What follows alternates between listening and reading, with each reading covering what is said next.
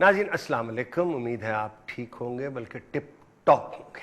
आज मैं बात शुरू करना चाहता हूँ अमर्त्य सेन से। अमर्त्य सेन इक़्तिसादियात के माहिर हैं, साउथ इंडिया से उनका ताल्लुक़ है। नोबेल का प्राइज़ उन्हें मिला, बहुत सी किताबें लिखी हैं उन्होंने जो पढ़ने वाली आप और मेरे। वो आर्गुमेंटेटिव इंडियन भी है, डेवलपमेंट एज फ्रीडम भी है, एक नाम मुझे भूल रहा है। वो एक किताब में फरमाते हैं कि हर जनरेशन, हर नस्ल, हर पौध का फ़र्ज़ है कि वो अपने इर्द गिर्द रवायात देखें, रवाज देखें, रसूम देखें, और जिनको वो नाकस और फरसूदा जाने उनको रद्द कर दें।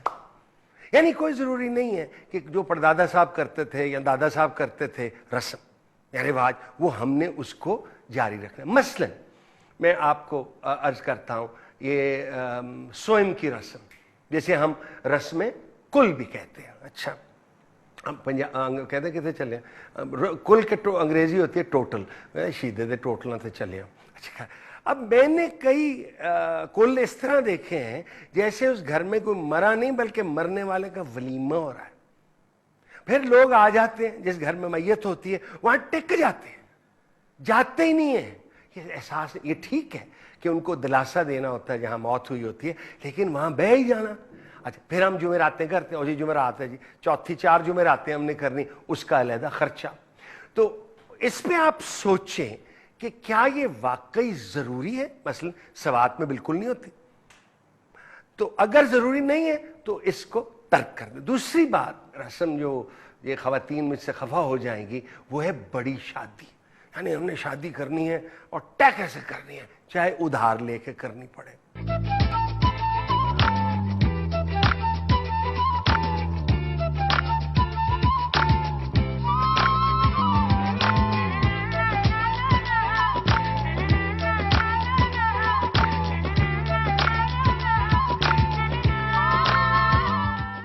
ये बड़ी शादी हम किस लिए करते हैं? ये कोई गारंटी नहीं कि बच्चे खुश होंगे। मैंने कई बड़ी शादियां अटेंड की, फारक, हम सिर्फ अपनी दौलत दिखाना चाहते हैं। अच्छा, फिर हम इतने फंक्शंस कर देते हैं, मेहंदी हो रही हो, लड़कियां डुन डुन डुन कर रहे हैं, बोर हो रहे हैं हम बैठ के, वही लोग 6-6 दिन आ रहे हैं। सारा पैसा आप होटलों को देते हैं या ये शादी घरों को देते हैं। अगर आप इसको कंप्रेस करें, वलीमा और शादी की बारात की रस्म एक कर दें, आपके 50% पैसे बचते हैं, और जो पैसे बचते हैं वो आप बच्चों को दें। क्यों आप खिला रहे हैं? कोई खुश नहीं होता रोटी खा के, हर बंदा शिकायत जान बोटी नहीं लगी और जी फिक्की बड़ी सी। इस पे आप गौर कीजिएगा। तीसरी बात जो इस मामले में मैं आपको अर्ज करना चाहता हूं, वो है जहेज की ख्वाहिश।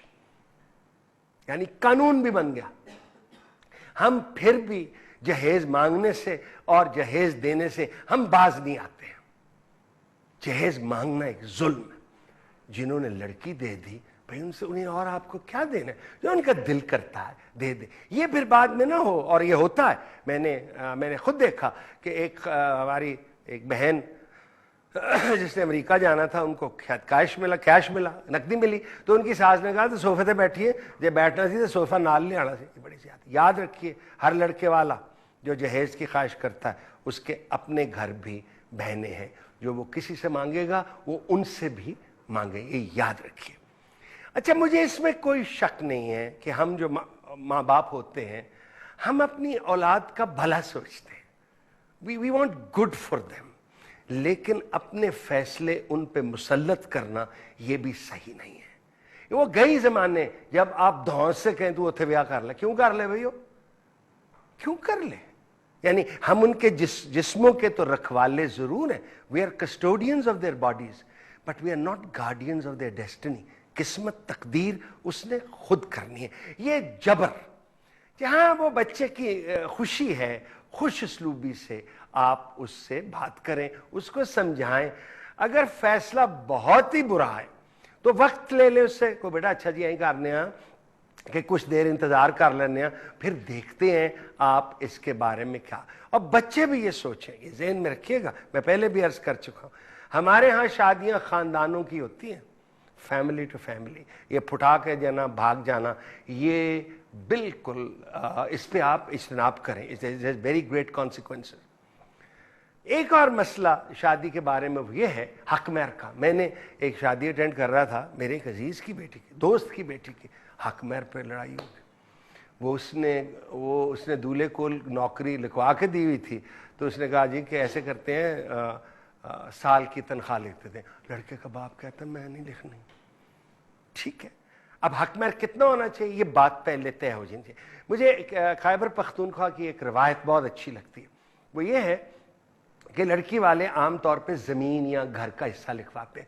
اب گھر مشترکہ ہو، باپ کے نام ہو، دادے کے نام ہو، وہاں کی عدالتیں اگر نکاح نامے لکھا ہو اس کو انفورس کرتی ہے.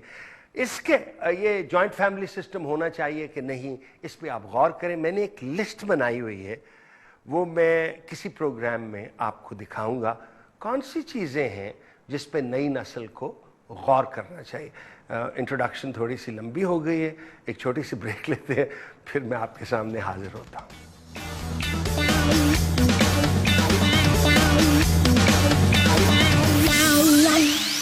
ویلکم بیک جی، اگر that is if you are back. ہمارے ہاں اور شاید دوسرے ملکوں میں بھی ہمارے لیڈر ہم سے وعدے کرتے ہیں اور پھر یا مکر جاتے ہیں یا بھول جاتے ہیں. مجھے اچھی طرح یاد ہے الیکشن سے پہلے بجلی کے بحران کے متعلق میاں شہباز شریف صاحب اور میاں نواز شریف صاحب دونوں نے وعدے کیے. 6 مہینے میں بجلی کی لوڈ شیڈنگ کا خاتمہ ہو جائے گا. میں 1.5 سال میں بجلی کا بحران ختم کر دوں گا. 2 سال میں بجلی کے دھیرے نہ ختم کیے تو میرا نام شہباز شریف نہیں ہے. دھرنے شروع ہوئے اور دھرنوں میں بھی ڈیڈ لائنز دی گئیں. عمران خان صاحب نے بھی دی اور طاہر القادری صاحب نے دی. وہ ڈیڈ لائنز بدلتی رہی، یعنی وہ بھی اپنے وعدے پورے نہیں کر سکتے. کہ انشاءاللہ اتوار پاکستان کی تاریخ کا فیصلہ کن دن ہوگا. نواز شریف صاحب، آپ کو، آپ کی حکومت کو، اسمبلیوں کو، آپ کے سارے نظام کو میں صرف 48 گھنٹے کا الٹیمیٹم دے رہا ہوں. اگر حکومت کے گلو بٹوں نے قانون توڑا تو میں خود اپنی فوج کو لے کے prime minister house Nawaz Sharif کے پاس جا رہا ہوں. حکومت کے خاتمے اور نظام بدلنے تک کوئی واپس نہیں آئے. ہاتھ اٹھا کر کوئی واپس نہیں آئے گا. ایوانوں میں دھینگا مشتی اور شور شرابہ ہوتا ہے. کہتے ہیں کہ یہ جمہوریت کی خوبصورتی ہے اور صرف ہمارے دنیا جہان میں ہوتا ہے، کافی ملکوں میں ہوتا ہے. آئیے ایک چھوٹی سی فلم دیکھتے ہیں مختلف ایوانوں میں یہ کیسے ہوتا ہے.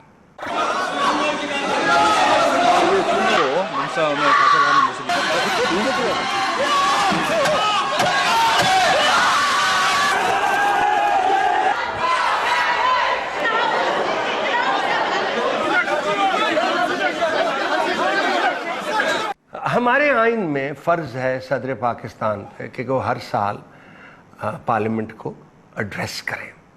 امریکی صدر بھی کرتا ہے، اسے state of the union address کہتے ہیں.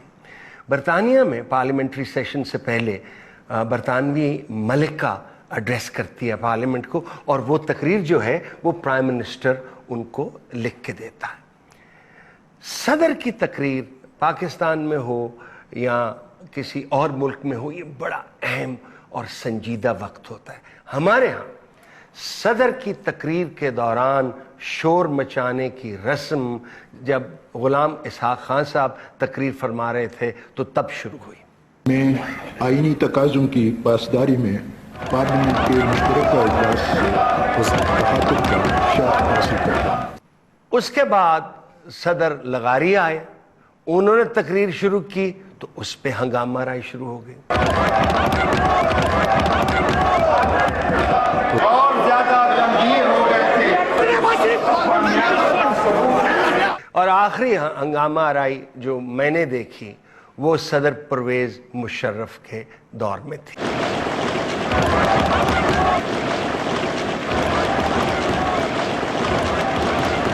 یہ ایک فرسودہ اور گھٹیا حرکت ہے. جب صدر پاکستان تقریر کر رہا ہو تو سب نے سننی ہے. یہ روایت غلط ہے اور اس کو پھینک دینا چاہیے. ناظرین ویلکم بیک. آسکر وائلڈ کہتا ہے کہ زندگی کے علاوہ سب سے بڑی گفٹ جو نیچر قدرت کی ہے وہ جوانی ہے، اور جوانی کے ساتھ اگر آپ کو حسن بھی مل جائے تو اس سے اچھی گفٹ کیا ہو سکتی ہے. میرے مہمان جوان بھی ہیں اور ماشاءاللہ مردانہ طور پہ حسین بھی ہیں. آپ شاید ہماری پارلیمنٹ کی ہسٹری میں ان نوجوانوں میں ہیں جو بہت کم عمر میں نیشنل اسمبلی کے ممبر بن گئے. آپ کا تعلق سوات سے ہے, آپ پی ٹی آئی کے ممبر ہیں, سینٹرل کمیٹی کے بھی ممبر ہیں اور بے شمار ووٹ لے کے آپ جیتے ہیں. جناب مراد سعید, ویلکم بیٹا, مبارک ہو آپ کو. یہ بتائیں کہ سوات کا کیا حال تھا جہاں صوفی صاحب نے یا فضل اللہ نے ٹیک اوور کر لیا تھا؟ جب 1969 میں سوات کی ریاست ضم ہو گئی پاکستان کے ساتھ, تو اس کے بعد جو ریگولر لا میں سوات آ گیا, تو اس کے بعد سے یہ تحریک پہلے 1970 میں اٹھی تھی. صوفی محمد وغیرہ جو کہ جماعت اسلامی سے ان کا تعلق تھا ان دنوں میں. پھر اس کے بعد یہ تحریک مختلف ادوار میں اپنے دیکھو کہ 1980s میں بھٹو صاحب کے ساتھ بھی ان کا ایک ایگریمنٹ ہوا تھا شریعت لا, اور اس کے بعد 1992-94 میں اس تحریک نے پھر سے زور پکڑا, اور پھر 2004-05 میں جب خیبر پختونخوا میں MMA کی حکومت تھی, تو جو صوفی محمد کا داماد تھا فضل اللہ, اس نے FM شروع کر دیا اور اسی سے یہ تحریک. تو اس میں 2-3 چیزیں تھیں. ایک تو ریاست کی اپنی ذمہ داریاں پوری نہ کرنا, اللیگل FM کا وہاں پہ ہونا, اور اس کے ساتھ ساتھ جو لوگوں کی محرومیاں اور جو لوگوں کے ساتھ ناانصافی ہوتی تھی, اس نے لوگوں کو اٹریکٹ کیا اس کی طرف. اور آپ نے اس آغاز میں دیکھا ہوگا کہ لوگ بڑے جوش و خروش سے اس کی طرف بڑھے بھی جو FM تھا. تو جب ریاست نے اپنی ذمہ داری پوری کی, ریاست اپنی ذمہ داری پوری کرتا, تو میرے خیال سے اس قسم کی اللیگل FM سے اور جو اس سے وہ تبلیغ کر رہے تھے, تبلیغ ایک قسم کا آپ کی اگر قرآن مجید کی تفسیر آپ کر رہے تو اس کی تو اجازت دے دیں, لیکن اس کا ایک پراپر طریقہ کار ہونا چاہیے, لائسنس ایشو ہونا چاہیے. تو ہوا اور لوگ اس طرف مائل ہو گئے. پھر لوگ خود تنگ آنا شروع ہو گئے انہی سے. جب ان کو علم ہوا کہ یہاں پہ تو اسلام کی اور شریعت کی تو نام پہ ہی مطلب ہمیں اکٹھا کیا گیا, اور اصل مقصد کچھ اور ہے. اور اس میں لال مسجد کا جو واقعہ ہوا, لال مسجد کا جو آپریشن تھا, تو اس نے بہت زیادہ مطلب وہاں پہ زور پکڑے, اور یہ جو وہاں پہ ایک تبلیغ کا سلسلہ تھا وہ بالکل آپ کے ملیٹنٹ جو تھے انہوں نے اسلحہ اٹھایا اور اس قسم کے چیزیں شروع ہو گئی. تو سوات نے بہت زیادہ وہاں پہ ایک قسم کی ظلم دیکھا ہے. سوات کے لوگوں کے ساتھ جو انہوں نے 4-5 سال کا دور گزرا ہے, سوات کے لوگوں پہ بہت ہی مشکل گزرا ہے. تو بیٹا جب یہ آرمی آپریشن ہوا تو لوگوں نے سکھ کا سانس لیا اس کے بعد کہ ان سے نجات ملی ہے؟ دیکھیے بالکل ایک چیز تھی کہ ایک تو میں پھر سے یہ چیز دہراؤں گا کہ ریاست کی ناکامی تھی, ریاست کی غلط پالیسیز جو تھی وہ سوات کو اس مقام تک لے کے آنے کہ سوات پاکستان کے سب سے پرامن علاقوں میں تھا. اور ٹورزم کے حوالے سے اگر آپ دیکھیں پوری دنیا سے لوگ وہاں پہ آتے تھے, ایک ڈائیورس کلچر تھا وہاں پہ. اور اس قسم کی جس طرح کہ خیبر پختونخوا میں ہمارے کلچر ہوتا ہے جو پابندی کا جو چیز ہے, تو وہاں پہ ایک بہت آپ کے ڈائیورس کلچر آ جاتا ہے, کیونکہ ٹورزم جہاں پہ ہوتی ہے تو مختلف لوگ آتے ہیں, آپ سے کچھ سیکھتے ہیں, آپ ان سے کچھ سیکھتے ہیں, اور پیسفل تھا لہٰذا اس لیے باہر سے بھی ٹورسٹ آتے تھے. لیکن جب سوات میں آپریشن ہوتا ہے تو اس سے پہلے بھی اگر ریاست کسی قسم کی کارروائی کرتی یا اس کے اوپر ایکشن لے لیتی تو یہاں تک بات نہ پہنچتی. جب آرمی آپریشن ہوا تو اس کے بعد ظاہر سی بات ہے کہ لوگوں کو پھر سے اپنے گھروں میں جس طرح کی چیک پوسٹیں ہوتی تھی, آپ کے ہر چیز کا آپ سے پوچھا جاتا تھا, بال کیوں آپ کے لمبے نہیں ہے, داڑھی کیوں نہیں چھوڑی, اس قسم کی چیزیں جو ہوتی تھی. تو کم از کم لوگوں سے اس سے نجات مل گئی اور سوات میں پھر سے امن شروع ہو گیا. اور میں آپ کو بتانا چلوں کہ ابھی پچھلی عید جو تھی, سوات کی پچھلی 25 سالہ تاریخ میں سب سے زیادہ ٹورسٹ آئے سوات. اچھا تو اسے ایک وہ خوف جو تھا, ایک سوال میں بہت سالوں سے میرے دل, جب 9/11 ہوا اور ویسٹ نے افغانستان پہ کولیشن فورسز تو صوفی محمد صاحب بہت سے بندے لے کے وہاں چلے گئے, 10,000 بندہ ملا. کسی نے پوچھا نہیں ان سے کہ یہ بچے کیوں مروانے لے کے جا رہے ہو؟ بخاری صاحب اگر آپ دیکھیں کہ یہ میں نے آغاز میں ایک جملہ کہا کہ یہ ریاست کی غلط پالیسیز. آپ دیکھیں کہ ایک طرف اب فرنٹ لائن اسٹیٹ ہے, امریکہ کے ساتھ کولیشن پارٹنر ہے, اور اس کے ساتھ ساتھ آپ ہی کی ریاست کے اندر سے ایک شخص اٹھ کے آپ ہی کے مطلب ڈسٹرکٹ سے مختلف 10,000 لوگ جو کہ ملاکن ڈویژن سے سپلے کی گئے اور وہاں پہ جہاد. تو ریاست کسی اور کے ساتھ ہے, یہاں پہ آپ کی ریاست کے اندر آپ کا ایک شخص باغی ہو کے کسی اور کا ساتھ دے رہے ہیں. تو میرے خیال سے یہ بدقسمتی تھی اور ہماری غلط پالیسیز تھی. اور اگر آج ہم اپنی پالیسیز میں نظر ثانی نہ کریں, جس طرح کی ضرب اعظم شروع ہو گیا, جس طرح کی سوات کو ہم نے کلیئر کر دیا, تو یہ چیزیں اگر ہم اپنی پالیسیز کو ریوائیو نہیں کریں گے تو یہ ہماری آنے والی نسلوں کے لیے, کیونکہ جو چیزیں ہم نے دیکھی ہے یہ 1979 سے اگر آپ دیکھیں, 1979 سے پہلے پاکستان ایک پرام تھا, پشاور کے اندر قصہ خانی بازار, اس کی بہت ساری کہانیاں ہیں, لوگ وہاں پہ آتے تھے. اور ہماری جو انڈسٹریز تھی پشاور کے اندر, جو کہ روٹ تھا خیبر پاس جو ہمارا افغانستان کے ساتھ, ہمارا مارکیٹ بھی وہاں پہ افغانستان تھا, کیونکہ انڈسٹری کے لیے ضروری ہوتا ہے کہ آپ کے ایک قریب ترین مارکیٹ, واپس کھپت کے لیے. تو یہ ساری چیزیں بہت زیادہ پشاور جو ہے وہ ایک تاریخی شہر تھا, وہاں امن تھا, لیکن جو ہماری غلط پالیسیز ہوئی 1979 میں, پھر اس کے بعد 9/11 میں, پھر ایک کنفیوژن قسم کی مطلب منافقت بھی مبنی ہماری پالیسیز تھی. تو آج اگر ہم ان پالیسیز کو ریوائیو کریں اور اس پہ نظر ثانی کریں اور پاکستان کا سوچیں اور اپنی نیشنل انٹرسٹ کا سوچیں, میرے خیال سے ہم آگے بڑھ سکتے ہیں اور پاکستان میں امن ہو سکتے ہیں. آپ کی بیٹا سیاست میں رجحان کالج سے شروع ہو گیا تھا. کالج میں آپ کیا کرتے تھے, اور آپ نے ایک انصاف فاؤنڈیشن بھی بنائی تھی, کیا بنائی تھی؟ میں پشاور یونیورسٹی میں ایک ڈیبیٹر تھا اور مطلب مختلف قسم کی لٹریری سوسائٹیز اور اس سے وابستگی بھی تھی. انوائرمنٹل سائنسز کا اسٹوڈنٹ تھا.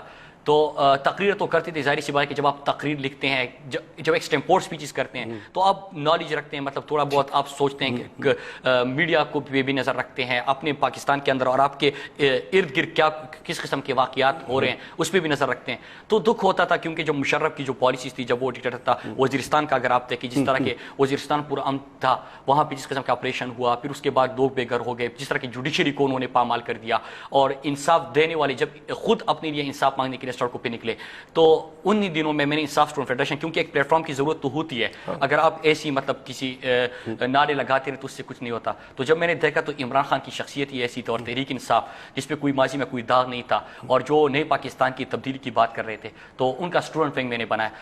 پہلے تو خان صاحب نے اجازت نہیں دی, لیکن کچھ عرصہ 2-3-4 مہینے گزرنے کے بعد خان صاحب نے آفیشیلی جو ہے تحریک انصاف اسٹوڈنٹ فیڈریشن کی اناؤنسمنٹ کر دی, اور میں صوبائی صدر بنا خیبر پختونخوا کا. اچھا بیٹا, آپ نے اور خان صاحب نے بھی عدلیہ بچاؤ کی تحریک کی اور چیف جسٹس صاحب کو واپس لانے کا بہت شور شور کیا, اور چیف جسٹس صاحب واپس آ گئے, تو پھر کیا ہوا؟ دیکھیں ایک چیز بخاری صاحب, بالکل آپ کی بات بالکل صحیح ہے, ہم نے کاس کے لیے کیا تھا, یہ سمبل بن گئی تھی افتخار چودھری صاحب. حالانکہ آپ دیکھیں کہ آپ کو یاد ہوگا کہ برطانیہ میں جب ایک سر ایڈورڈ کاک کی, آپ کو خود آپ کی اس فیلڈ سے وابستگی بھی ہے, تو انہوں نے جو ایک تحریک چلی تھی ان دنوں میں, وہ بھی ایک مطلب آپ کھڑے ہو گئے تھے انصاف کے لیے. جب آپ پوری یہ ایک ڈکٹیٹر کا ایک نیچر ہوتا ہے کہ جب وہ ہر چیز مطلب ظلم و ستم اور یا کی انتہا ہو جاتی, تو آخر میں وہ اپنے لیے لیگل رستے, جس طرح کہ آپ نے دیکھا ہوگا کہ ہمیشہ جوڈیشری کے پیچھے وہ پناہ لیتے ہیں, اور جوڈیشری ان کو پناہ دیتی ہے. یہ بدقسمتی ہے. تو ہم نے جب ایک امید دیکھی اور ہمیں لگا کہ یہ پاکستان کے اندر ایک روشن صبح کا آغاز ہو سکتا ہے, تو ہم اس تحریک میں آ گئے. یہ ہم نے آزاد عدلیہ کے لیے کی تھی, ہم نے انصاف کے لیے کی تھی, اور اگر آپ پوری دنیا کی تاریخ دیکھیں تو جس معاشرے میں اور جس سوسائٹی میں انصاف نہ ہو وہ بالکل ترقی نہیں کر سکتا, وہ آگے نہیں بڑھ سکتا. اور اسلامی فلاحی ریاست کی اگر بنیاد رکھی گئی تو وہ بھی انصاف کی نظر کے اوپر پہ. پھر اگر آپ کو ایک مشہور حضرت فاروق تعالیٰ عنہ جس طرح کی 22 لاکھ مربع میل پہ حکومت کرتے ہیں, وہ انصاف کا نظریہ تھا. پھر آپ آگے اگر دیکھیں چرچل کا ایک مشہور واقعہ ہے جب وہ جوڈیشری کی بات کرتا ہے, عدلیہ کی بات کرتا ہے ورلڈ وار میں, are the courts functioning? جی, تو یہ انصاف nothing can happen to us as long as. اور آپ آج اگر دیکھیں کہ برطانیہ میں, امریکہ میں, یا آپ اسکینڈینیویا میں دیکھیں جو انصاف کا انہوں نے ایک نظام کیا, تو ہم اس کو سوچ رہے تھے. ہم نے کہا کہ پاکستان میں یہ ایک آغاز ہو سکتا ہے, ایک نئی صبح کا, ایک روشن صبح کا آغاز. اچھا بیٹا, تو افتخار محمد چودھری صاحب نے آپ کو اور عمران خان صاحب کو ڈسپوائنٹ کس لیے کیا, اور کون سی وجوہات ہیں کہ ہم نے ایک دفعہ تو ان کو ایک ناخدا بنا دیا اور پھر ہم سب ان کے خلاف ہو گئے؟ میں تو پہلے خلاف تھا, لیکن آپ جو ان کے ساتھ تھے, آپ کیوں خلاف ہو گئے؟ ہم کاس کے ساتھ تھے, ہم افتخار چودھری کے ساتھ نہیں تھے, وہ سمبل تھے اس کاس کے.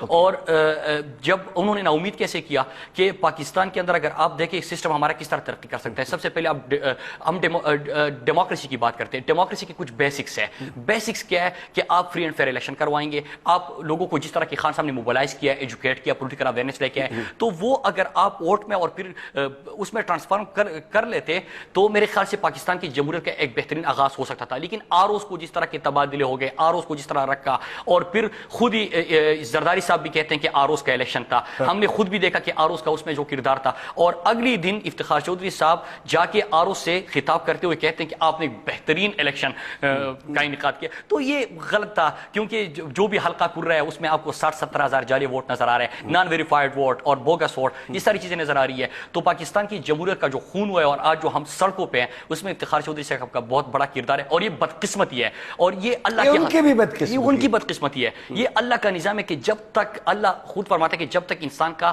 اصل چہرہ لوگوں کے سامنے نہ آئے وہ اس دنیا سے نہیں اٹھا جاتا. تو میرے خیال سے افتخار چودھری صاحب کو جو محبت لوگوں نے دی تھی, جو ایک شہر سے دوسرے شہر وہ 25-40 گھنٹے میں جاتے تھے, لوگ جو استقبال کرتے تھے, اس نے پوری قوم کو نا امید کیا ہے. اور یہ بدقسمتی ہے کیونکہ پھر لوگ جب اس قسم کی نا امیدی لوگوں میں آ جاتی تو وہ کسی پہ ٹرسٹ نہیں کرتے, مستقبل میں وہ احتیاط کرتے ہیں, کسی پہ ٹرسٹ نہیں کرتے.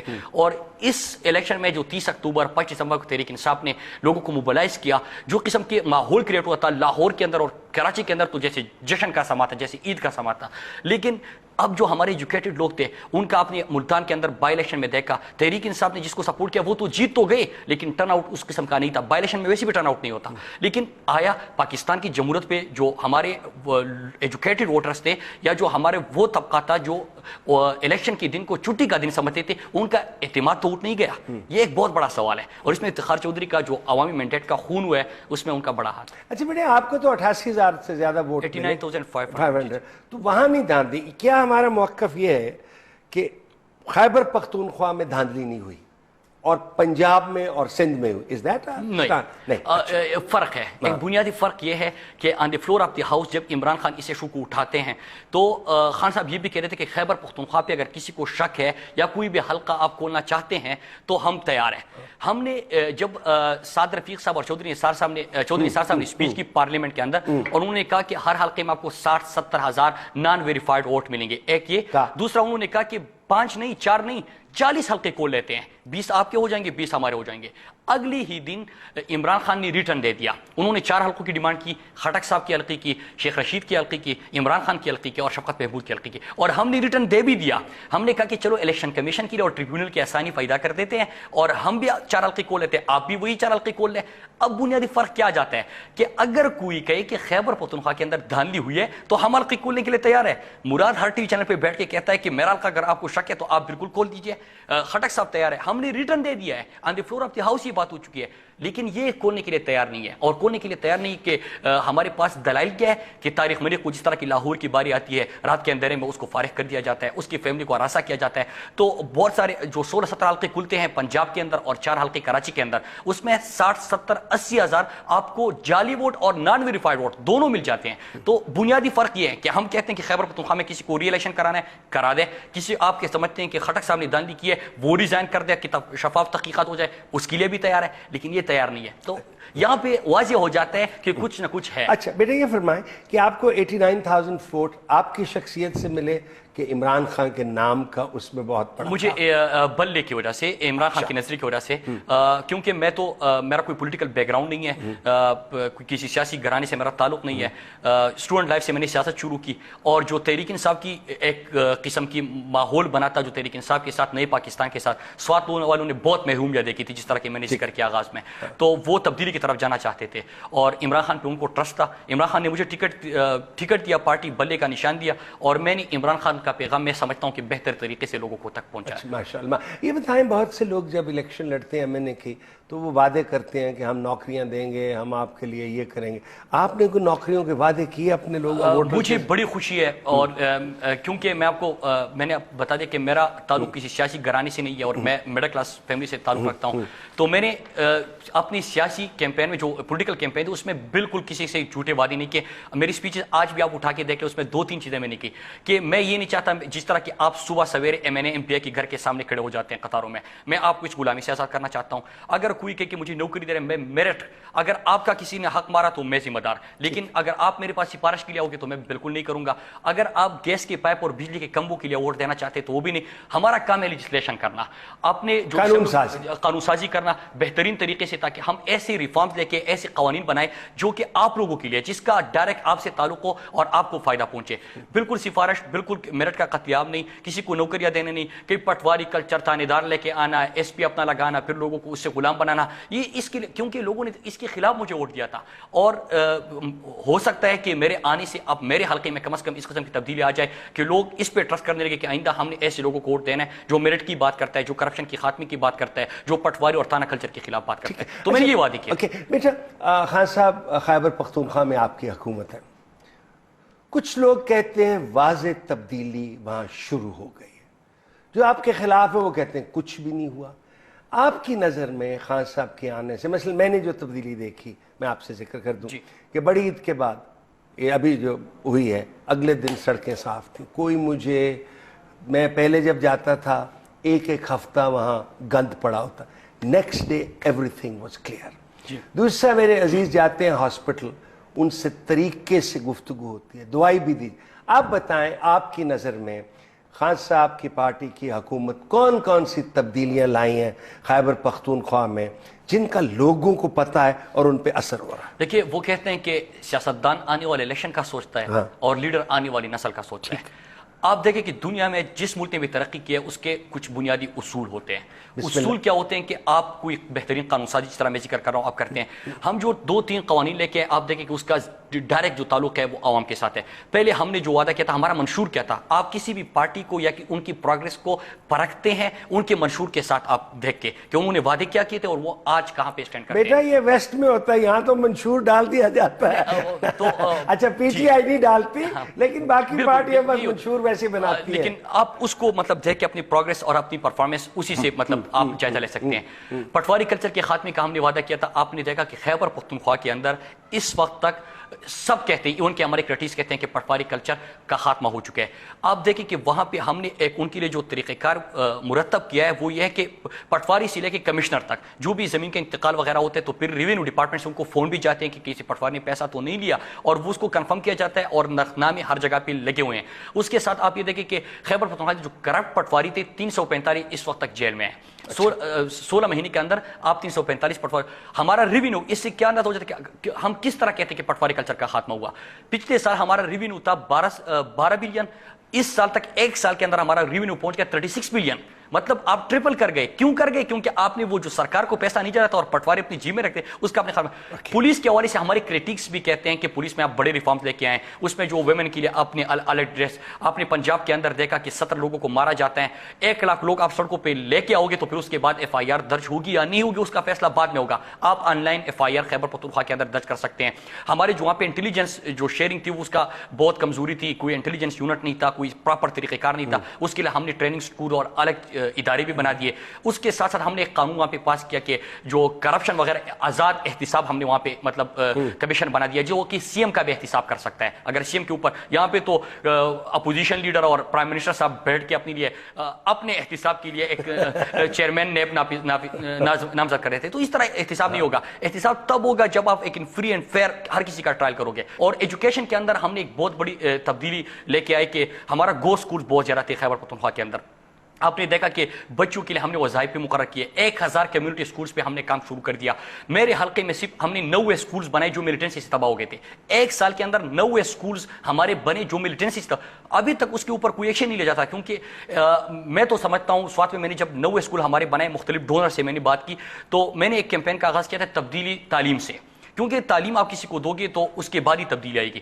تو وہ 90 اسکول بنائے، 1000 کمیونٹی اسکول بنائے، 14000 ہم نے نئے ٹیچرز ہائر کیے جو کہ NTS کے تھرو۔ پہلے کیا ہوتا تھا کہ MPA MNA کا کوٹا ہوتا تھا، کسی ٹیچر کو کونسل سے لے کے کسی کو مطلب لے کے، تو وہ اس کا بھی ہم نے خاتمہ کر دیا۔ چاہے ہماری جتنے ڈاکٹرز کی پوسٹنگ ہوئی ہو، چاہے ہماری جتنے ٹیچر کی پوسٹنگ ہو، وہ NTS کے through. NTS is independent institute, وہ اپنی تھرو ٹیسٹ کرواتے ہیں، آن لائن ساری چیزیں ہوتی ہے، وہ ہم نے کروا دیے۔ اس کے علاوہ رائٹ ٹو انفارمیشن، ابھی جو ہمارے وزیر اعلیٰ کے اخراجات کے اوپر آج کل بات ہو رہی ہے کہ ان کے سال کا خرچہ تھا، تو یہ بھی رائٹ ٹو انفارمیشن کو یوز کر کے ان کے اخراجات کا ہم نے کہا ہے، ایکسپینسز کا کہا ہے۔ پنجاب میں آپ کو یہ چیزیں نہیں ملے گی، آپ کو بلوچستان یا سندھ میں نہیں ملے گی۔ تو کم از کم جو ابھی تک ہم نے 40 قوانین نئے جو ہے جن کا عوام سے ڈائریکٹ تعلق ہے وہ پاس کر دیے، اور ہمارے 105 نئے لاز جو ہے وہ ابھی اس کے اوپر اسمبلی میں ڈسکشن ہو رہی ہے، بل کام ہو رہا ہے۔ اچھا بیٹا، یہ جو ہمارے ہاں پنجاب میں بالخصوص اور یقیناً سندھ میں بھی ہو رہا ہوگا کہ MP اور MNA اپنے مطلب کا SHO لگواتا ہے، اپنے مطلب کا DSP لگواتا ہے، اپنے مطلب سے FIR کٹواتا ہے، یہ بھی سلسلہ آپ نے بند کر دیا۔ پولیس ریفارمز میں یہ ہے کہ ہمارا کوئی بھی، میں نے آپ کو عرض کیا کہ جب کوئی MNA MPA حلف لیتا تو اس کے بعد پہلا کام اس کا یہ ہوتا کہ اپنا تانے دار SHO DSP لے کے آئے، DPO لے کے آتا تھا تو پھر وہ باقی چیزیں سنبھال لیتا۔ ہمارا یہ کہ IG سے ڈائریکٹ IG کرواتا ہے یہ، کیونکہ خان صاحب کی ایک سوچ ہے اور ان کی ایک پالیسی ہے، وہ سمجھتے ہیں کہ آپ کسی کو اختیار دے دو اور پھر اس کو ذمہ دار بھی ٹھہراؤ۔ ہمارا مسئلہ یہ ہوتا ہے کہ پولیٹیشین اپنے پاس اختیار رکھتے ہیں اور کسی سے ذمہ داری مانگتے ہیں۔ تو اس طرح نہیں ہوتا. ہم نے آئی جی کو بالکل انڈیپینڈنٹ رکھا ہوا ہے, بالکل بہت اعلیٰ آدمی آپ کا آئی جی, اور فائن مین, اور اس کے ریزلٹس بھی آ رہے ہیں, کیونکہ ان کو بیوروکریٹس اور یہ کبھی بھی نہیں چاہیں گے, کوئی پولیس آفیسر اچھا آفیسر کبھی نہیں چاہے گا کہ اس کو اختیار ملے اور وہ پرفارمنس نہ دے سکے. تو ہم نے ان کو انڈیپینڈنٹ کیا, بالکل ڈیپولیٹیسائز کر دیا, اور ان کے لیے ہم نے فیسلٹیز بھی دے دی ان کو, ہم نے جو لیکن رسپانسبل بھی ہوں گے, اور اس کی ریزلٹس آ رہے ہیں. اچھا, یہ جو دھرنا خان صاحب کر رہے ہیں, جہاں میری بیٹیاں اور میرا بیٹا زبردستی مجھے لے کے جاتے ہیں, آپ کو پتہ ہے, کہتے ہیں پانی لے کے چلو, ہم بوتلیں اٹھا کے جا رہے ہیں. اب کافی لمبا ہو گیا, آپ کی نظر میں اس کا ایفیکٹ کیا ہوا ہے؟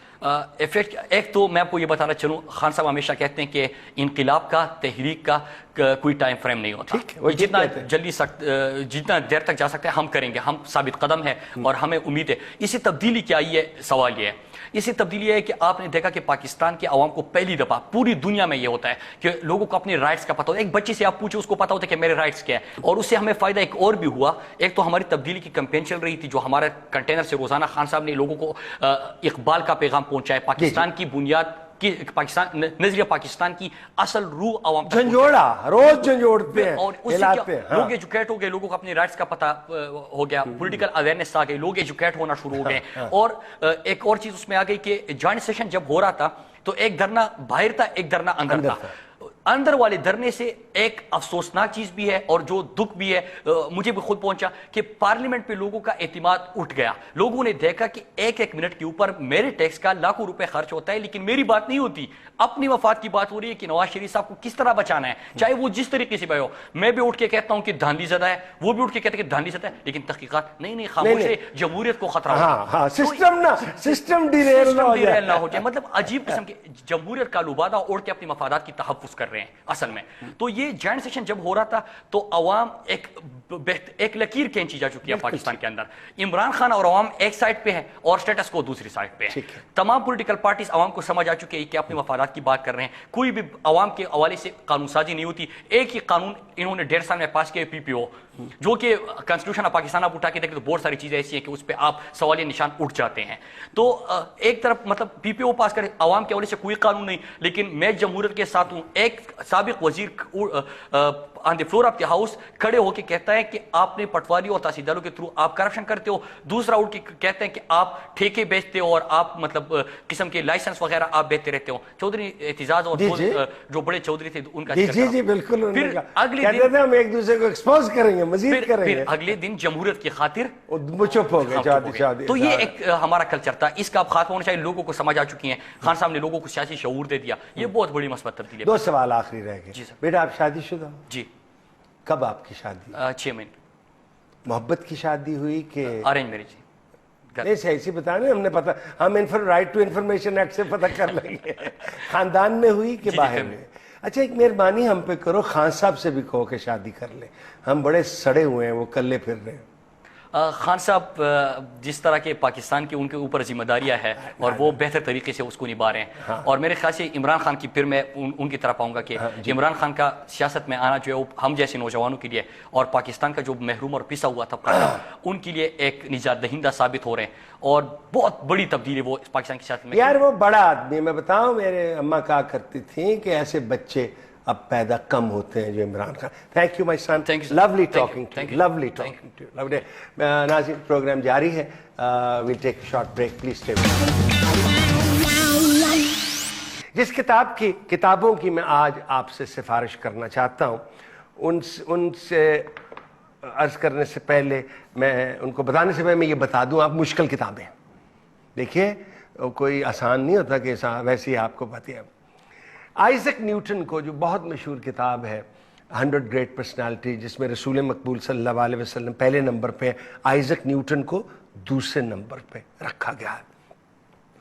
اب آئزک نیوٹن کے بعد بہت سے فزسسٹ آئے. ایک فزسسٹ اسٹیفن ہاکنگ ہے, اور ان کو بیماریاں ہیں, آتھریوسکلروسس ہے, وہ ایسے کر کے کرسی پہ بیٹھے ہوتے ہیں. ان کی BBC کی فلم اگر آپ نے غور سے نہیں دیکھی تو منگوا کے دیکھیں, the universe according to Stephen Hawking. انہیں 2 کتابیں لکھی ہیں. پہلی کتاب جو میں آپ کو ریکمینڈ کر رہا ہوں وہ چھوٹی سی کتاب ہے, a brief history of time.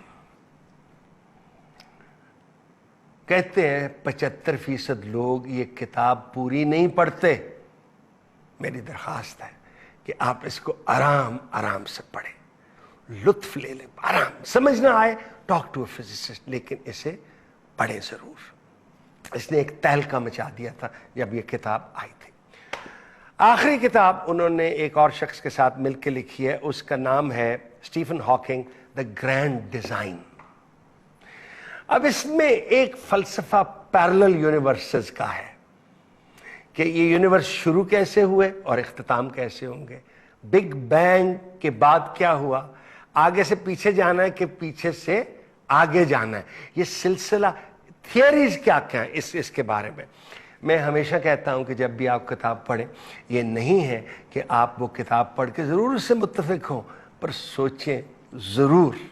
یعنی اسٹیفن ہاکنگ آگے جا کے 2-4 بڑی مزدار لپیٹے آپ کو دیتا ہے, تو آپ کو کوارکس کا بھی پتہ لگ جائے, بائزن کا بھی پتہ لگ جائے, بہت سی چیزیں جن کا آپ نے سوچا بھی نہیں ہوا وہ آپ کو سمجھ آئیں گی, یا ایٹ لیسٹ آپ اس طرف رجوع کرنے کا شاید آپ میں شوق پیدا ہو جائے. اجازت چاہتا ہوں, اللہ حافظ.